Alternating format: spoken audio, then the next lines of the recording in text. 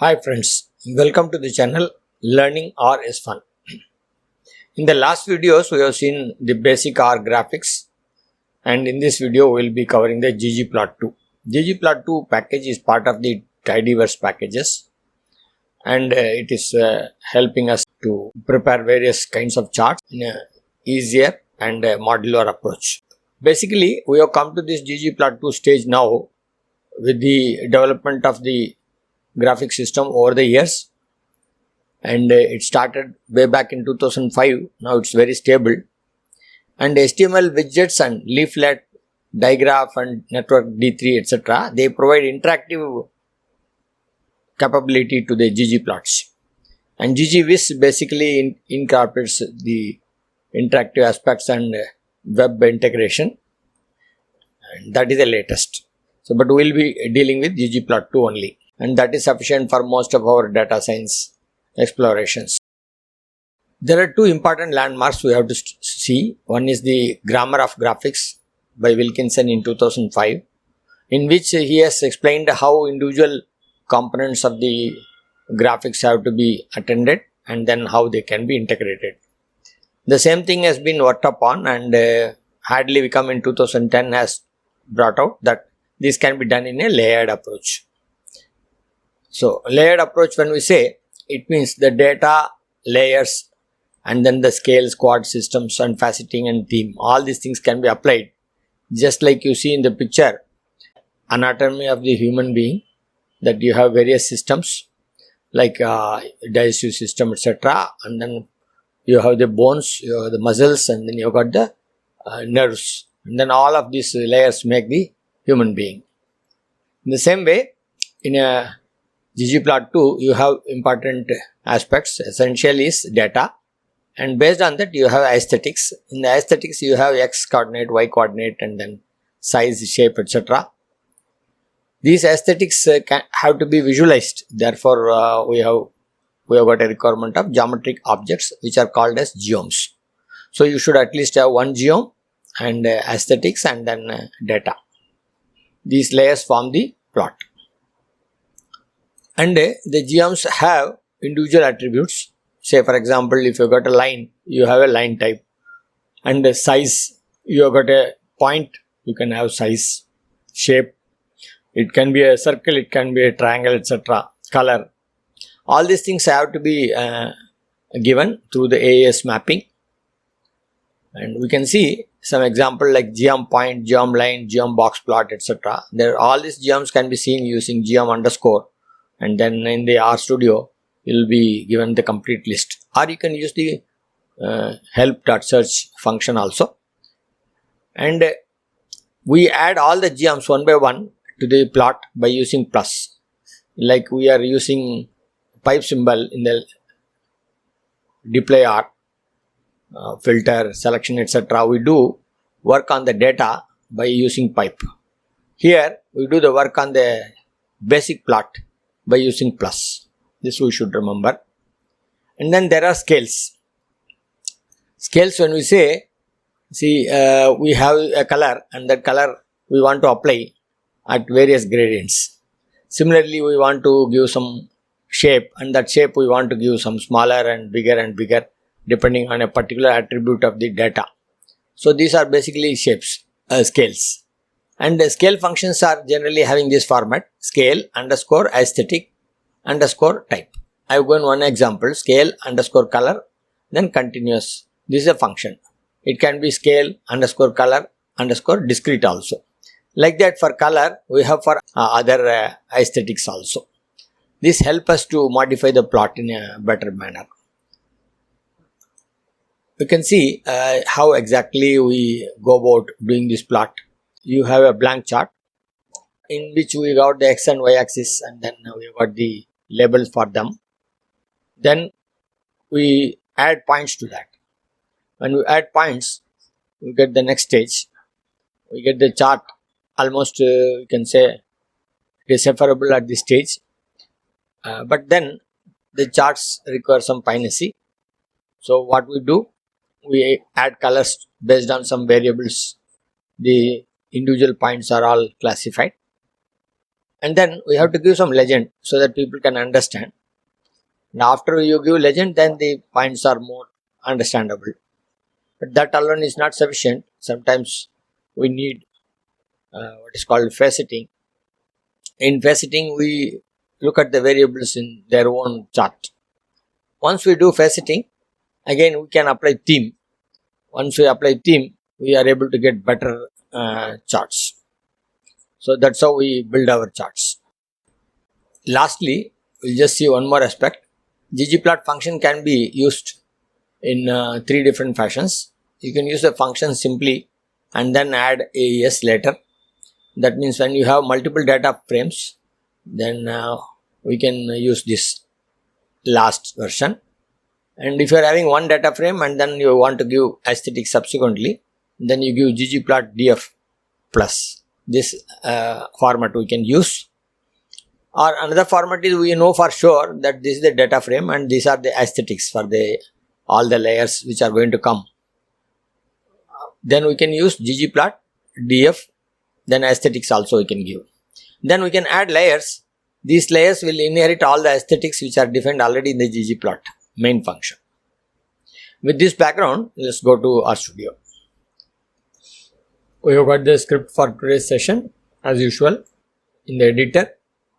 We'll start with loading the Pacman package, which helps us to load further packages, tidyverse, rcolor, brewer, using pload function. P underscore loaded. We'll ask what are the packages loaded.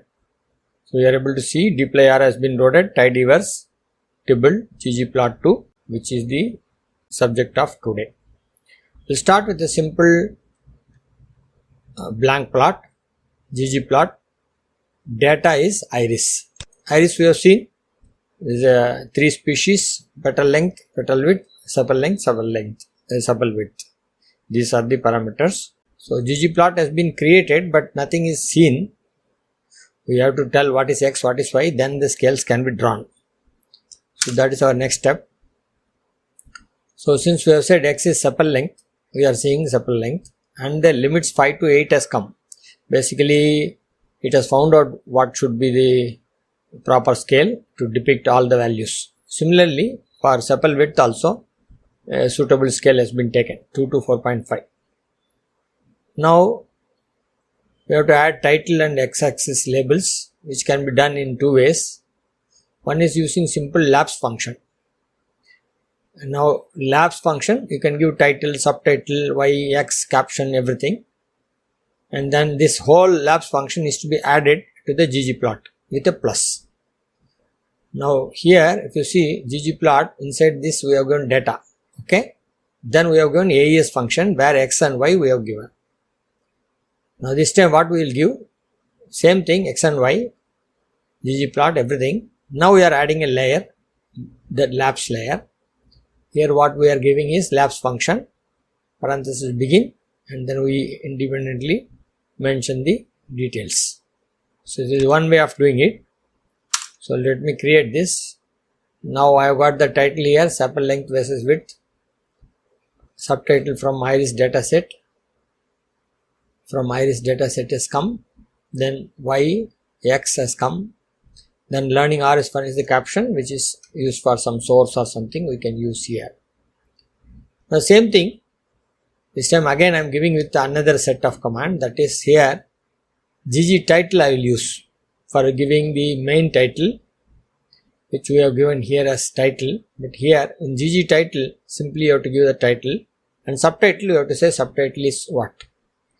And x lab and y lab, x label, y label is basically what we are giving. All these things one by one we are adding. You can see this.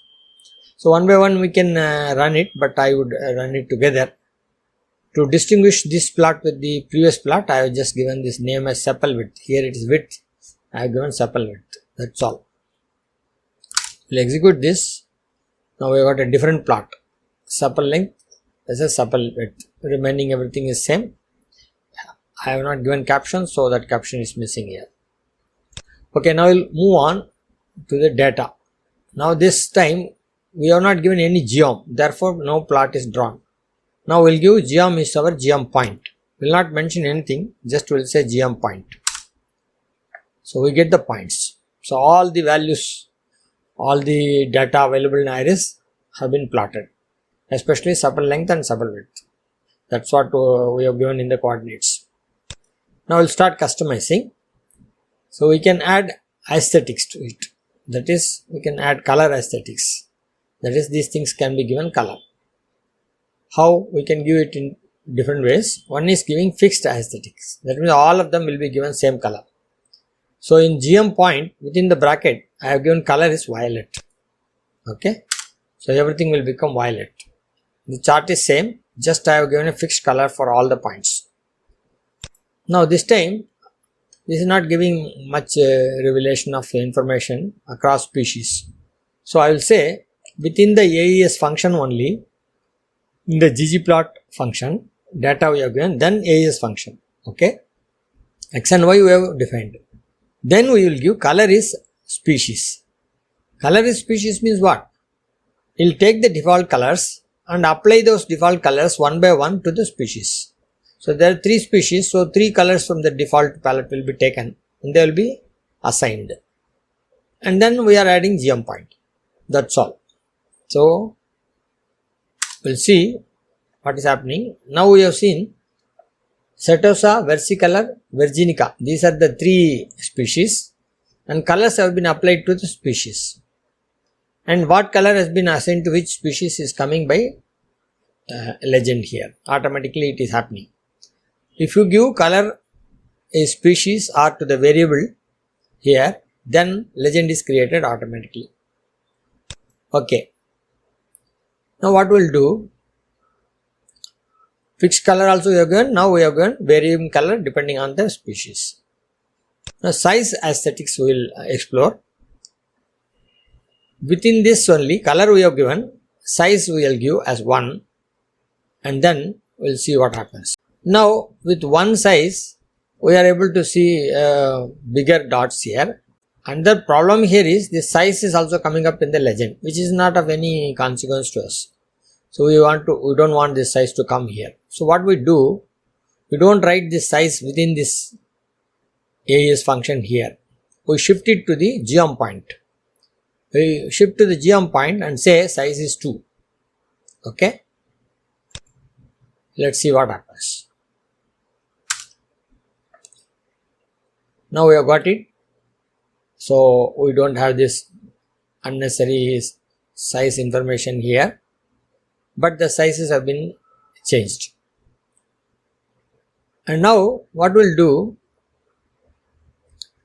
we'll try once again. Within the GM point also, we can give AES function. So I'll give AES size is 3. Here I have given size is 2. Here I will give size is 3, but I will give within the AES function. Then what happens? We'll see. Then again we get the same problem. We get the size is 3 and we are having a problem of the legend being shown. So which is not required. So we need not mention the AES function within the GM point.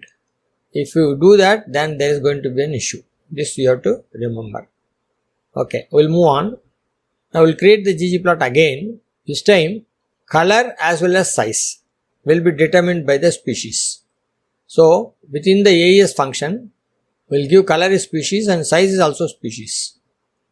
And then we'll add the GM point. So now what happens? We have got 3 different sizes. Setosa is the smallest. Versicolor is little bit bigger. Virginica is further bigger. So you get the data not only in color, you are able to see them in this size of the what is called the dots. Okay, now adding color through aesthetics for GM. This time we have done this. Here the color we are now shifting here in the AES, in the GM point. Okay. So now what happens is we are getting Setosa, versicolor, virginica. Independently colors have been shown. We have not disturbed these sizes. So sizes remain as it is. And the color definition we have given as in AES function within the GM point, and therefore you get a legend also. So within the AES we have given color, and that we can give either in the main function itself or in the geom point. So we understood that. We'll move on. I will go to the shape aesthetics. We have changed the size, we have changed the color. Let us do it for the shape also. So now what happens is the shapes have changed. Setosa is point, versicolor is triangle, virginica is square. So this is another way of changing the aesthetics. Now we'll use a color brewer. So scale color brewer function we'll use as a layer, and the color we have given as species. So now this color brewer will try to change the colors which are available here. How it happens? Let's see here. The scale color brewer is giving a gradients to the colors. So Setosa is shown light, versicolor is shown little brighter, and virginica is still brighter. So we are able to see how we can alter the plot by adding layers. And now what we'll do, we'll just see some brewer pal info. What are the various color brewer palettes available? Out of that, you can choose one, but I have chosen set 1. Set 1 is giving distinctive colors. So I am giving ggplot, data is same, x is defined, y is defined, adding a geo point wherein I am giving color, and then I am adding one more layer which is scale color brewer, but this time the color is not by gradient, by from palette set 1. Okay, so I am getting the 3 distinct colors chosen from the set 1. So we got these colors. So we have now done enough. We will go to the next subject, that is facet wrap. For adding facet wrap, what we have to do, we have to use a facet underscore wrap, then within bracket you have to give vars. Vars function, and within the vars function you have to say this facet size to be based on what. We have 3 species, so we want to have 3 different charts. So vars of species, and n row is 2. Basically in facets, n row is 2 means 1, 2. We will have 2 rows, and naturally it will be, since 3 plots are there, you will have first row 2 columns. So we'll see this. Facet wrap we have done, and we are able to see virginica in its own chart, and versicolor in its own place, and Setosa in its own place. And for Setosa, x-axis is to be read from here. This is the x-axis. So you got the whole thing nice. Now we'll add another layer which is theme. I'll add a classic theme here. Rest of the code is same.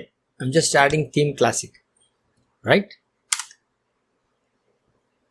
With the theme classic, I'm getting some sort of customization here of the header bar, and colors are also different. But instead I will use theme dark theme. This appears to be a different type. So depending on requirement, one can choose a theme. Now we will talk about positional adjustment. Positional adjustments, when you say, if dots are all falling on each other, then it will be difficult to read them. So you have to jitter them. That is, by side you have to show. That is, you give an error to the data and then make it slightly by the side of it. If in this dot itself there are 2 dots available, how will you know? By moving it slightly, you will know. So that is basically positioning in case of dot plots. But now we will do it in a different way. We will now make a bar plot. Here what we are doing, in the empty cars data set, we will use x as factor of cylinder. X-axis has to, in bar graph you have to make a factor for x-axis. So cylinder is your variable, and you factor it and put it. And the bar colors have to be filled. So we have to say fill is argument. Fill factor Vs. Vs is the whether engine is V-shaped or not. So based on this information, we will fill the column. So fill is indicating the color, but the color is to be chosen based on the factor Vs. base is also a factor, and cylinder is also a factor. Like that we will convert it, and then we will add geom bar. This is how you draw a bar plot.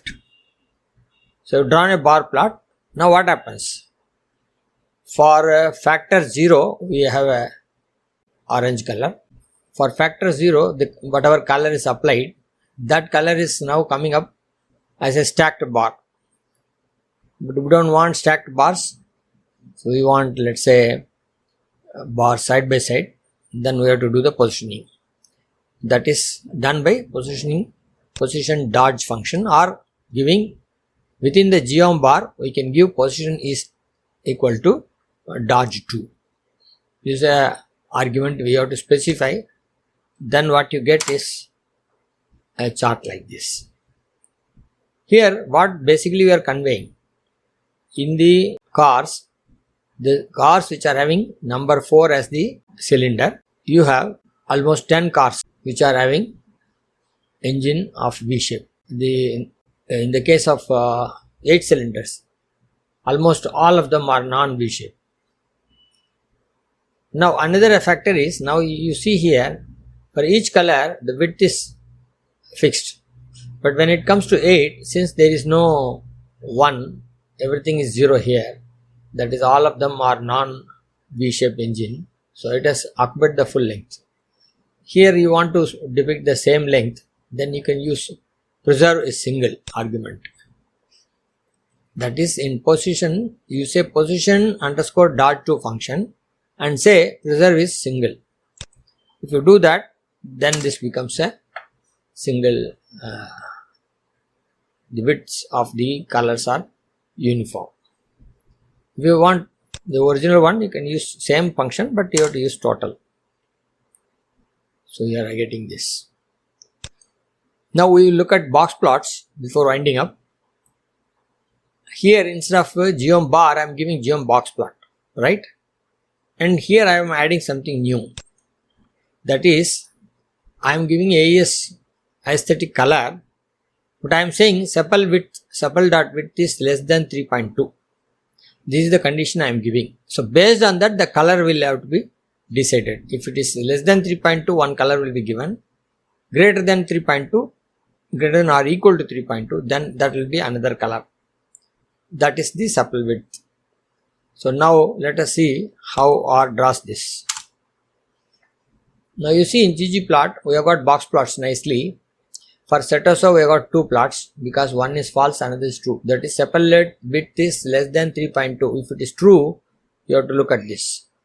So in Setosa, when sepal width is less than 3.2, you are having sepal length somewhere less than 5, out of which most of them are in this region. And almost 50% of your values are below this, and remaining 50% are here in this area. Similarly, you can interpret for versicolor and virginica. Now, if you see the width of this, the widths are all uniform, box plots. But if you say where width is true, a parameter which you are adding within the box plot function, one is AES function, another is where width argument. So there are 2 arguments here to the geom box plot. Now what happens? Now you see this width basically is reduced. Depending on the number of observations available for this particular category, the width will be reduced. And the actual sepal length, how it is distributed, that you can see through this box plot. I think now we can wind up this session. We will continue our discussions in ggplot2 in the next session, wherein we can have a problem with us and we will try and solve using dplyr and ggplot2 to understand the data. Thanks for watching, and we'll see you in the next video.